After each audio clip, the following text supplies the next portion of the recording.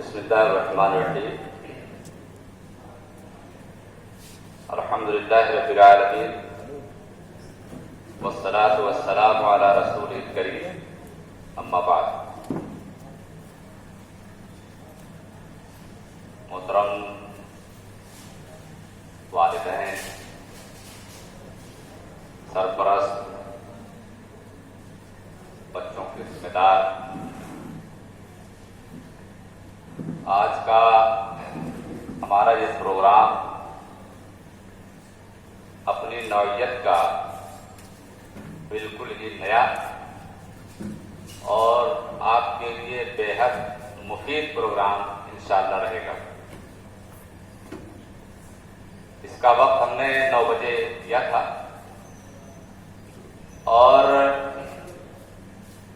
ہماری کوشش بھی رہتی ہے اور ہمارا مزاج بھی ہے پروگرام کو وقت سے شروع کیا جائے، خاص سننے والے کم ہوں، زیادہ ہوں، پورے ہوں، کیونکہ آنے والے لوگ آتے رہیں گے. اور آج کے پروگرام میں ہم آپ کا 1 سے 2 گھنٹہ دیں گے، کیونکہ آج کا یہ موضوع ہی ایسا ہے کہ آپ کو سمجھ میں آئے گا کہ والدین کو آج آنا کیوں ضروری تھا. کیونکہ اس طرح کا پروگرام پہلی بار ہم کر رہے ہیں تو بہت سارے لوگوں کو شاید اندازہ نہ ہو، لیکن انشاءاللہ آج کے پروگرام کے بعد بالکل ذہن آپ کا صاف ہوگا اور آپ کو پتہ ہو جائے گا کہ اس طرح کے پروگرام ہمارے یہاں ہونے چاہیے اور یہ بے حد مفید رہے. تو ہم باقاعدہ آغاز کرتے ہیں. یہ آپ تصویر دیکھ رہے ہیں، اس تصویر میں سب سے اوپر بچہ ہے اور ایک طرف ٹیچر ہے اور دوسری طرف والدین ہیں، پیرنٹس ہیں. کسی بھی چیز کو قائم رکھنے کے لیے، کسی بھی چیز کو مکمل طور سے صحیح اینگل پر رکھنے کے لیے عام طور سے 3 اسکروز کا فلسفہ پیش کیا جاتا ہے. آپ دیوار پر لگے کسی پوسٹر کو ایک کیل کے سہارے بھی روک سکتے ہیں، لیکن اس مسئلے میں، بچے کی تعلیم و تربیت کے مسئلے میں، آپ بچے کو ایک اسکرو پر، ایک کیل پر نہیں روک سکتے، کیونکہ اس کے 3 اینگل ہیں. بچے کے لیے، بچے کو قائم رکھنے کے لیے، اس کو کھڑا رکھنے کے لیے 3 اینگل ہے. ایک تو وہ خود ہے، ایک طرف اس کے والدین ہیں اور ایک طرف اس کا استاد.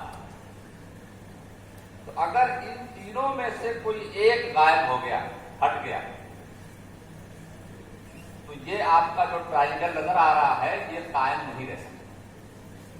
یعنی 3 کیل آپ کو چاہیے، 3 اسکرو چاہیے اس شیپ کو، اس سسٹم کو قائم اور کھڑا رکھنے.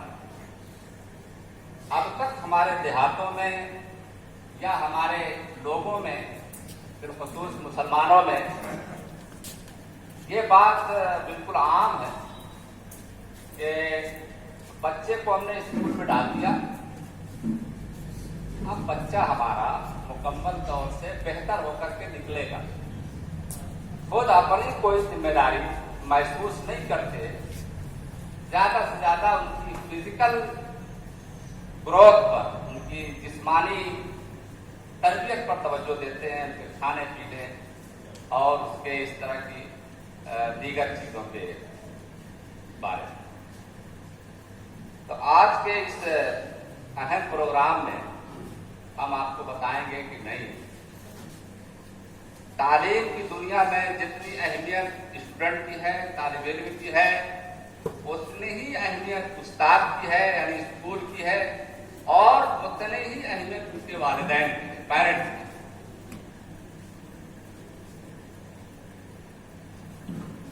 تو ان تینوں کا جو رشتہ ہے وہ بہت مضبوط ہونا چاہیے. ہمارے یہاں کوئی کنیکٹنگ نہیں. آپ اس کو محسوس کریں گے کہ ہمارے یہاں استاد اور پیرنٹس میں کوئی کنیکٹنگ نہیں ہے, کوئی تعلق نہیں ہے. بس تعلق فیس جمع کرنے تک یا بچے کے تعلق سے کوئی شکایت ہے, اس شکایت کو بھیجنے یا کہنے تک. محترم حضرات, آج کے اس اہم ورکشاپ میں, ورکشاپ کا ہے, ہم آپ کو آپ کی اہمیت بتائیں اور پھر ہم یہ کہیں گے کہ آپ اگر اپنی ذمہ داری نہیں ادا کرتے آپ ہم سے یہ امید نہ رکھیں کہ ہم آپ کے بچے کو آپ کی امیدوں پر کھڑا اتار دیں. یہ اسی وقت ممکن ہوگا جب آپ اپنی ذمہ داری ادا کریں. سب سے پہلے ہم سب کو اللہ تعالیٰ کا شکر ادا کرنا چاہیے, ہمیں صاحب اولاد بنایا, اور اولاد اس دنیا کی سب سے عظیم نعمت ہے. قرآن مجید نے انبیاء کرام کی دعاؤں میں یہ دعائیں بھی درج کی ہیں جس میں وہ اللہ تبارک و تعالیٰ سے نیک اور صالح اولاد کے لیے دعا کرتے, مانگ کرتے نظر آتے ہیں. یعنی یہ اتنی بڑی نعمت ہے. اللہ تعالیٰ نے بہت سے نبیوں کو بڑھاپے کی عمر میں بھی اولاد سے نوازا. قرآن مجید میں اللہ تعالیٰ نے یہ بات فرمائی ہے کہ اللہ تعالیٰ جس کو چاہتے ہیں بیٹا دیتے ہیں, جس کو چاہتے ہیں صرف بیٹیاں دیتے ہیں, جس کو چاہتے ہیں بیٹا اور بیٹی دونوں ملا کر دیتے ہیں, اور جس کو چاہتے ہیں کچھ بھی نہیں دیتے. یہ اللہ کا نظام. اور دنیا کی سب سے قیمتی نعمت وہ اولاد ہے. اس قیمتی نعمت کے لیے ہماری ذمہ داری بہت زیادہ بڑھ جاتی ہے. اللہ تعالیٰ نے قرآن مجید میں کہا وَأَمَّا بِنِعْمَتِ رَبِّكَ فَحَدِّثْ. اللہ تعالیٰ جن جن نعمتوں سے تم کو نوازا ہے اس کے بارے میں تم سے پوچھ گچھ کرے گا, بات چیت کرے گا. تو اگر اپنے بچوں کو ہم بہتر تعلیم دینے میں, تربیت دینے میں کامیاب نہیں ہوئے تو کل اللہ کے سامنے ہمیں جواب دہ ہونا پڑے گا. ہم بحیثیت استاد, بحیثیت اسکول کے ایک ذمہ دار ہونے کے مجھے خود اس بات کا اندیشہ ہے کہ کل اللہ مجھ سے پوچھے گا کہ میں نے تیری نگرانی میں, تیری سرپرستی میں پورے قوم کے بچوں کو دیا تھا, تم نے اپنی ذمہ داری کس حد تک ادا کی. میں نہیں چاہتا کہ میں آپ کے بچوں کی وجہ سے پکڑا جاؤں, اس لیے میری فکر یہ ہوتی ہے میں اپنی ذمہ داری ادا کروں اور بچے کے حق میں خیر خواہ ہونے کے نتیجے میں آپ سے یہ ایکسپیکٹ کرتا ہوں, امید کرتا ہوں کہ آپ اپنی ذمہ داری ادا کر کے اسے ہیرا بنانے کی کوشش کریں. بچہ سب سے زیادہ جو سیکھتا ہے وہ اپنے ماں باپ سے سیکھتا ہے, بالخصوص ماں سے. سب سے زیادہ بچہ اپنی ماں سے سیکھتا ہے, دوسرے نمبر پر باپ ہوا کرتا ہے. ماں کی سیکھ کس قدر اثر انداز ہوتی ہے اس کا اندازہ آپ اس طرح سے لگائیں کہ حضرت نوح علیہ السلام اپنے بیٹے کو بار بار کہہ رہے ہیں بیٹا طوفان آ گیا, کشتی میں بیٹھ جا, بچے گا نہیں. لیکن آپ کو پتا ہے کہ بیٹا کشتی میں نہیں بیٹھا کیونکہ اس کی ماں کشتی میں بھی نہیں بیٹھی. اس کی ماں بھی حضرت نوح کی منکر تھی، حضرت نوح کی بات کو نہیں مانتی، ان کے مزاج اور کلچر کو قبول نہیں کیا تھا۔ بچہ اپنی ماں کی طرف چلا گیا، اپنے باپ کی طرف نہیں گیا۔ دوسری طرف حضرت اسماعیل ہیں، باپ سے زیادہ ملاقات ان کی نہیں رہی۔ حضرت ابراہیم نے اپنی اہلیہ کو مکہ میں لا کے بسا دیا اور پھر نبوت کے کام سے اپنا عراق اور یمن وغیرہ کی طرف چلے گئے۔ کبھی کبھار آتے تھے اور حال چال لے کر چلے جاتے تھے۔ حضرت اسماعیل وہیں مکہ میں پیدا ہوئے، وہیں مکہ میں پلے بڑھے، اپنی ماں کی نگرانی اور سرپرستی میں۔ اور آپ کو اچھی طرح معلوم ہے کہ ایک وقت آیا کہ اللہ تعالیٰ نے حضرت ابراہیم کو بذریعہ خواب یہ حکم دیا کہ اپنے بیٹے کو تم ذبح کرو، قربانی دو۔ پورا منظر قرآن نے بیان کیا ہے۔ جب ابراہیم علیہ السلام نے اپنے بیٹے سے کہا، بیٹا جو کہ باپ سے بہت زیادہ مانوس نہیں رہا، یعنی بہت زیادہ ساتھ نہیں رہا، ماں کا ہی ساتھ رہا، 10 سال کا قریب بچہ ہو، جب باپ نے اپنی ڈیمانڈ رکھی، اس بیٹے نے صرف یہی کہا، یا ابت افعل ما تؤمر، اے میرے والد محترم آپ کر ڈالیں جو آپ کو حکم دیا گیا۔ اور آپ کو پتا ہے کہ وہ بچہ لیٹ گیا، کیونکہ اللہ تعالیٰ کو امتحان لینا مقصود تھا، ایک سنت جاری کر دی تھی، اس بچے کو بچایا اور اس کی جگہ دمبا بھیجا۔ یہ اس وجہ سے ہوا کہ اس کی ماں نے اس بچے کی تربیت ایسی کی تھی، باپ کے بارے میں تصور دیا تھا۔ ہمارے یہاں تو باپ کے بارے میں جو تصور ہوتا ہے وہ بہت ڈراؤنا ہوتا ہے، یعنی مائیں باپ کو ڈراؤنا بنا کے پیش کرتی گا، ابھی ابا کو آنے تو پٹوا دیں، ابھی ان کو آنے تو ابھی تمہاری خبر۔ اس طرح سے باپ کے بارے میں ایسا نظریہ پیش کرتی ہے مائیں کہ وہ بچے اپنے باپ سے کنیکٹ نہیں ہو پاتے۔ وہ مارنے کی مشین، سدھارنے کی مشین، واشنگ مشین بنا رہتا ہے۔ حالانکہ رشتہ دوستی اور محبت کا ہی اصل ہوتا ہے۔ اولاد سے تعلق محبت کا تعلق ہونا ہے۔ اگر آپ اپنے بچے کو اپنی سوچ کے حساب سے دیکھنا چاہتے ہیں تو اس سے آپ دوستی کریں، اس سے محبت کریں، اس سے بات چیت کریے۔ حضرت اسماعیل تو اپنے آپ کو ذبح کرانے آ گئے، آپ اپنے بیٹے کو ذرا تھپڑ مارنے کے لیے بلا کر دکھاتے تو ہم جانتے نہیں بلا سکتے۔ آپ اپنے بیٹے کو کہیں بیٹا آ جاؤ مجھے ایک تھپڑ لگانا ہے، آج میں نے خواب دیکھا ہے اور اسی خواب کو آج پورا کر یہ میرا خواب نہیں آئے گا۔ بچے کے ساتھ ہمارا وہ ریلیشن، وہ تعلق ہے ہی نہیں، وہ سمجھ ہی نہیں پا رہا ہے کہ میرا باپ میرا سب سے بڑا خیر خواہ ہو سکتا ہے۔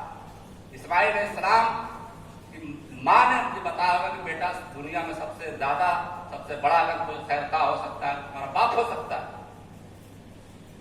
وہ ذہن میں تھا، اور جب باپ نے ذبح کرنے کے لیے بلایا ہوگا تو اس کے ذہن میں یہ کہا ہوگا کہ میرا باپ میرا سب سے بڑا خیر خواہ، وہ میرا نقصان کیوں چاہے گا، تیار ہو۔ ہمارے بچوں کے رشتے ہم سے اتنے مضبوط ہونے چاہیے کہ اگر بیٹا کوئی خواب بھی دیکھ لے تو وہ آ کے بتا دے کہ ابا ابا آج میں نے خواب دیکھا ہے۔ حضرت یوسف نے اپنا خواب اپنے باپ کو بتایا، وہ رشتہ ہی تھا ایسا، تعلق ہی رہا تھا ایسا کہ بیٹے نے اپنے باپ کو اپنا خواب بتایا۔ آپ میں سے کوئی بتا دے میرا بیٹا جب خواب دیکھتا ہے تاکہ مجھ سے ڈسکس کرتا ہے، نہیں کر سکتا کیونکہ ہمارا رشتہ ہی مضبوط ہے۔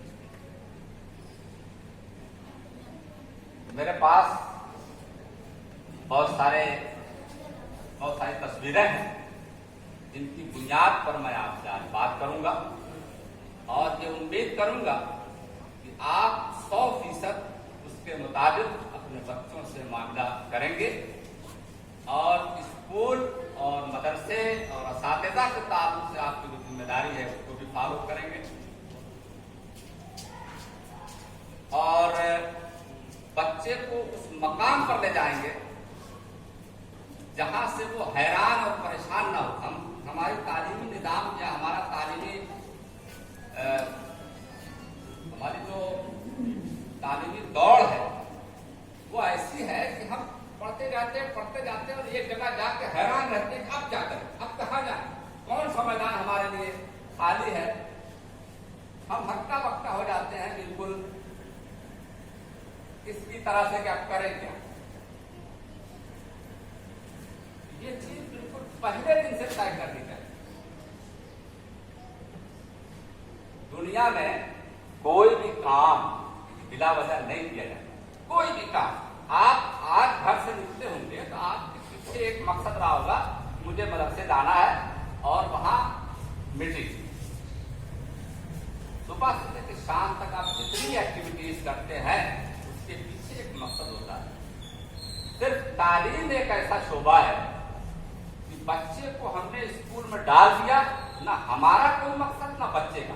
بھائی ابتدائی دور میں بچہ کون سا مقصد طے کر سکتا ہے, یہ تو آپ طے کریں گے. آپ کی پلاننگ ہونی چاہیے کہ میرا بچہ کیوں اسکول جا رہا ہے, میں اس کو کیوں بھیج رہا ہوں. یہ ایک بہت بڑا مسئلہ ہے ہمارا کہ ہم طے نہیں کر پاتے کہ ہم بچے کو کریں کیا, کیوں ہم اسکول بھیج رہے ہیں.